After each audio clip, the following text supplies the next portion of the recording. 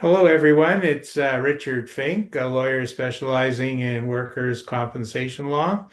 Today is the Injured Workers Side Legal Podcast with Richard and Paul. Paul? Hello, everyone. My name is Paul Taylor. I'm a licensed paralegal by the Law Society of Ontario with a specialization in workers' compensation and human rights law. If you want to reach out to either Richard or myself and be part of our podcast, you can contact us through the links below. This week's topic is going to be an interesting one as far as the legal beagles, which is we're going to be talking about the law in relation to the WSIB and creating policies. So, Richard, what I want to talk about is that specifically in the law is in the Workplace Safety Insurance Act, we're talking about Ontario's workers' compensation law, Section 159, Sub 2, empowers the Workers' Compensation Board, or the Workplace Safety Insurance Board, sorry, its board of directors to create policies. And this, not to get off on a topic too far, but to me, this is where it becomes crucially important that how these directors of the board of directors at the WSIB are appointed and who they are. Presently, I believe there's three insurance people and only two worker reps, and those two worker reps, I believe, are lawyers. There is no representation of injured workers. It's the first time, to my understanding, in history. And you'll see as I explain this law and the power of the board of directors is why it's so crucially important. And that is in that section 159 sub 2, I believe it is A.2 it's called. Why they come up with these numbering systems this way, I don't know. And it is to establish policies to interpret the Workplace Safety Insurance Act. But it specifically says to interpret this act, meaning only the Workplace Safety Insurance Act. So, in other words, they cannot interpret the Workers' Compensation Act of 1990 or the previous one of 1980 or the other ones. I couldn't even recall all the other ones. In fact, I don't even think I can get copies anymore of the other ones. I had a hard time trying to get the 1980 one. Um, and there is huge differences. Like, as you know, Richard, in 1990, the Ontario legislature, when they created the Workers' Compensation Act of 1990, they did a huge change. They, in my opinion, veered away from the Meredith principles, specifically from removing that benefits for as long as the disability lasts. And by that I mean they imposed the age 65. It was something that was first time done in almost 100 years, where they said now at age 65 your benefits will stop, and in return, they say, well, we'll give you a pension, which when you do the math is pennies on the dollar. The other factor is, with the age 65, is that they also say something to the effect of that they, for your injury itself, if it's a permanent injury, we will compensate you based on a specific amount of the average body total value. I think, what is it, about 45 or $50,000, and then that's based on your total percentage. So for example, I think I had a low back injury and I was awarded, I think it was something like 14%. So 14% of that 100%. Then what they do is based on your age.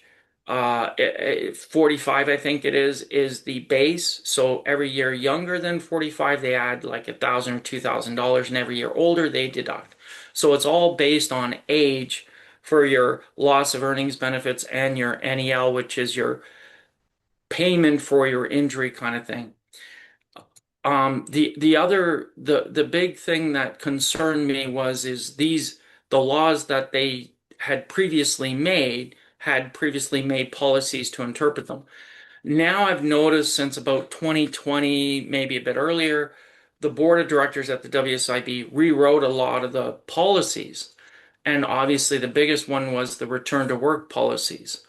And when you look closely at a board policy, and you can find the policies on the WSIB's website by just going to WSIB.ca and then go right to the very top menu and it says About Us and then it says Policy. Click on that, and then they have a menu. That's one thing nice since, for many years they've created the website. You can get all these policies now. When I was first heard, I don't think they had all this online. But at any rate, Like for example, policy 190208, it was published July 20th, 2023, which means it was recently updated. And it says this policy applies to all decisions made on or after July 20th, 2023. So in other words, if you were an injured worker and you were injured in say 1980, 1990 or whatever, so the different laws apply, they're saying this policy applies to you regardless of when you were injured. And it imposes very uh, strict requirements as though you were injured recently. So this really concerns me because from a legal perspective, to my understanding, I was of the view that the government couldn't create a law and then retroactively apply it to things. So for example, if it was legal to, I don't know, sell drugs, then the government passes a law today saying it's illegal to sell drugs. But if you were selling drugs yesterday, they couldn't retroactively apply that law to you.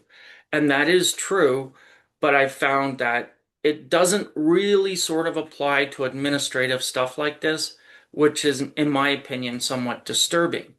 The other aspect, so the legislature, and what my concern about the retroactivity with the Workplace Safety Insurance Act to prior ones, one of the biggest ones was it really impacted the previous law, the 1990 law, because I was part of it, was one of them was appealing decisions, whether it be at the board level or the tribunal level. There was no time limits, remember?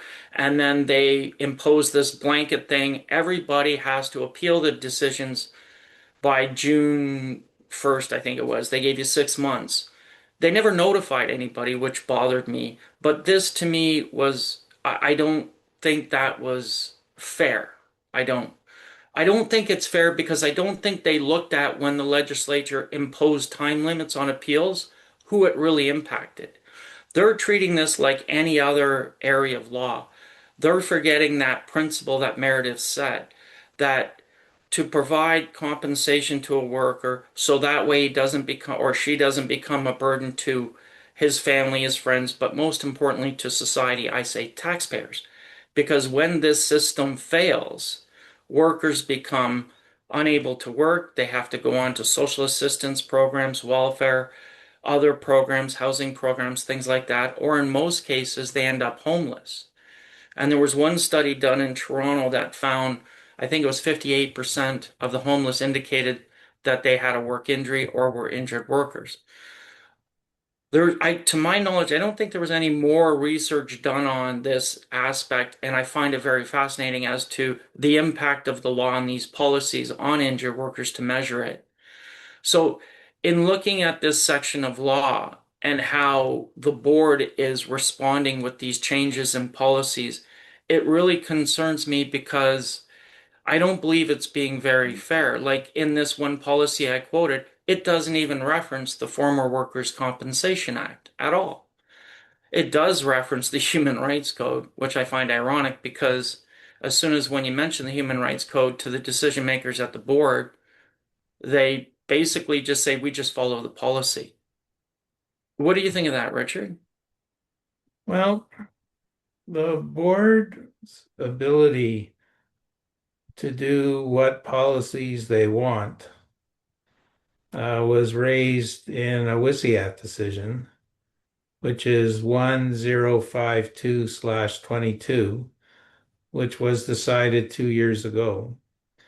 In that case, the tribunal, in dealing with a non-economic loss award, wanted to have the worker examined by a doctor and have the doctor outline what the worker's movement restrictions were so that the non-economic loss award could be completed. And the WSIB appealed the decision itself to the tribunal, saying the tribunal has no right to go over the board's policy. So the board's policy, going back into, say, 15 years ago, was all non-economic loss awards had to be done by a doctor. the board changed that to say we can just use whatever we see in medical reporting and make our own decision on how the NEL should be done. So, for instance, take one that's very contentious, which is psychiatric decisions.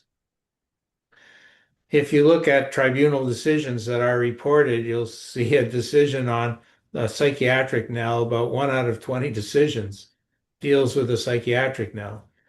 So what the WSIB says is we read the psychiatric reports in the file, and we're making a determination that you have a low level moderate disability, so we're giving you 25%. I don't think I've seen in the last 5 years any decisions by the tribunal, by the board that exceed 25%. They all have to be appealed.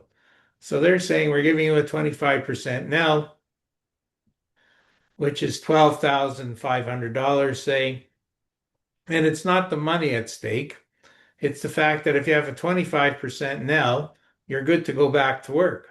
Whereas if you have a 35% now, you may not be good to go back to work because now you have a moderate psychiatric disability with all kinds of restrictions. So historically, what would happen is the board wouldn't make up its own non-economic loss. They'd have a psychiatrist specifically write a report explaining what level you're at in terms of that now. Now the board just does it itself, and there seems to be some administrative guideline which says 25% is the golden percentage. So we're constantly appealing this, and it's very expensive for the injured worker because they have to have their own psychiatrist write a detailed report, which is expensive to pay for, to explain what the percentage should be. In this decision, 10522, the board said, we don't have to do this. We're not sending the worker in that decision for an independent report because our policy says you don't. And the tribunal ruled, you have no authority to tell us what to do. If we order that this worker be seen by a doctor to come up with the NEL, and if we think that is the appropriate pattern to do, the appropriate way, you, the board, have to do it. And we are the final decision on this. And that was their decision. Go have an independent medical exam, which is the pre-2010 policy. I noticed that with the board with decisions when it came to NEL, like that's the money that you get for having a permanent injury, is that the board did two things. One is they would deliberately delay the determination of maximum medical recovery, which triggers that to the point where I've heard some injured workers 8, 9 years, and I'm like, according to the AMA guides, the American Medical Association guides, no injury um is going to recover after a year in general. You know what I'm saying? Like the year is the that's what I make as an argument on appeal, is to say at most your MMR date should be a year. And I remember, if you remember, Richard, up until I don't remember because it did carry over into the Workplace Safety Insurance Act policies. But I noticed when I looked at because when you go to the tribunal, the board gives you the old policies, and it actually had the usual healing time chart, remember? And for a soft tissue injury, it was 3 months. So, in other words, if you had like a low back strain, which was a soft tissue injury, or a neck strain, soft tissue injury, it was 3 months. So, if you were still injured and you weren't recovered and your injury had plateaued, your MMR date should have been 3 months. Well, these areas are going 5, 6, 7, 8 years. And the reason why is because it's like I said earlier, the board says at age 45, you get this flat amount of money based on the percentage. But then as you're getting older, they deduct more from it based on your age. And I think that's what's encouraging the board to do this. And that's another argument to do away with the age uh, discrimination, right? When we're on the issue of the NELs, I sort of can't help myself with the basic indignity of the NELs. So let's assume you lose an arm. which is very tragic. The non-economic loss award for a NEL for a loss of an arm is somewhere around 35–40%. And let's assume the NEL for your age group is the maximum of $60,000. So you get $24,000 for loss of an arm. If you have a motor vehicle accident and you lose an arm, you'd get about $1.5 million damages if the cause of the accident was the other driver. So the board's paying you $24,000. You'd get, you know, 10 times more, at least 10 times more. You get 30 times more in a car accident for the same disability. So sometime in I think it was the 1980s, a worker in Newfoundland appealed the decision by the board or by the courts, that he could not sue. They said you were encapsulated in the workplace safety and insurance system, or in that time, the Workers' Compensation Act, and you cannot sue. And his argument was, I've suffered this catastrophic injury. I should be able to sue. I should be able to get out of the Workers' Compact. And the Supreme Court of Canada ruled that if you're in the act, you're stuck in the act, and you've got to follow the act. You cannot sue. The case I've always been waiting for to come into the office is somebody with a very traumatic injury, such as a loss of an arm, who gets his $24,000 but goes right back to work and has no other payments other than, say, the Loss surgical of earnings procedure benefits, yeah. to close up his arm. So he gets, say, all in $40,000. He misses a month or two of work and they pay for the surgery. So he gets $40,000 all in. Meanwhile, the person in the car accident is going to get $1 million. So this is so grievous that he should be able to sue. In other words, what he's being discriminated against as an individual by the Workers' Compact, and take another run to the Supreme Court of Canada on this issue. But all my cases where people have amputations, the reason they come to see me is they're off work for years. That's why they come to see me, because the WSIB has cut them off. And by the time we finish with their case, rather than just getting their $50,000, they get hundreds of thousands of dollars, which would not get the sympathy or the empathy of the Supreme Court of Canada. But, when you look at the demands of the injured worker groups, they're having another meeting that I got an invitation to, where they make the 5 demands, such as no job, then don't start cutting benefits. None of their demands are on the non-economic loss award, that are preposterously too low. So they asked for my input on their demands, and I sent them a note about the non-economic loss awards. But it goes to the policy of the board and the statute itself, which has lots of grievous problems with it. But if I may, Richard, very quickly, is that, in my opinion, I think the reason that for some reason that the courts have a very twisted view of workers' compensation, and let me explain. In 1997, the Supreme Court of Canada had issued a decision about the right to sue. And that was, and I can't pronounce it, maybe you can help me, Pashik v. Saskatchewan. And I'll post the links to these decisions and the specific paragraphs. And at paragraph 27, the Supreme Court of Canada had quoted an Ontario court decision, and it was Medwid v. Ontario, paragraph 27. And they basically had quoted, and I quote, they said that the scheme, workers' compensation, is based on 4 fundamental principles. Compensation paid to injured workers without regard to fault. Injured workers should enjoy security of payment, administration of the compensation schemes, and adjudication of claims handled by independent commission, and compensation to injured workers provided quickly without court proceedings.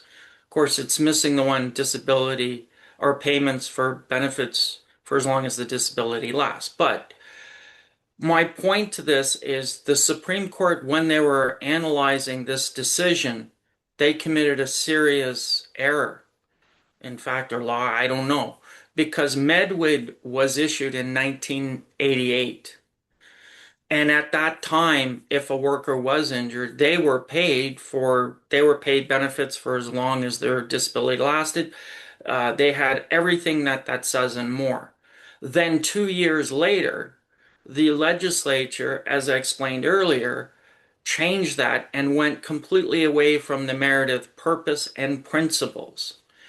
And they said then they imposed what I call as forced return to work. If you don't go back to work because we think you can work, then you'll get no benefits, and that's the end of it. That then removes an injured worker's right to workers' compensation. And what I mean specifically, Richard, is you were talking about a severe injury, and also if the worker goes back to work, fine. So then they get nothing. They don't get that NEL award or compensation for their injury. And that's true. But I think it applies to any injury because if today I'm fine, I wish, but if I was fine, I can do as I say, cut the grass, shovel the driveway, like we've all had to do the last few days, and other activities in my life. That means I'm fine, right? But for the work accident and subsequent injuries, my ability at home is significantly reduced and may be completely reduced. The law does not recognize that at all. It does not compensate at all. As the Workplace Safety Insurance Act says, to pay for loss of earnings benefits only. So, in other words, if I'm injured, I don't get anything for my inability in my body, the pain and suffering, the lack of mobility, or anything. And this is something that the Supreme Court severely missed. And you might say, well, maybe that decision, no, the decision was issued 7 years after the law changed in Ontario. Now, I don't know if that argument was proposed and if the Supreme Court had considered the ramifications of the new legislation or not. To me, Medwin is a very bad decision to discuss in right to workers' compensation or anything because the legislature changed the law so dramatically. You know what I mean?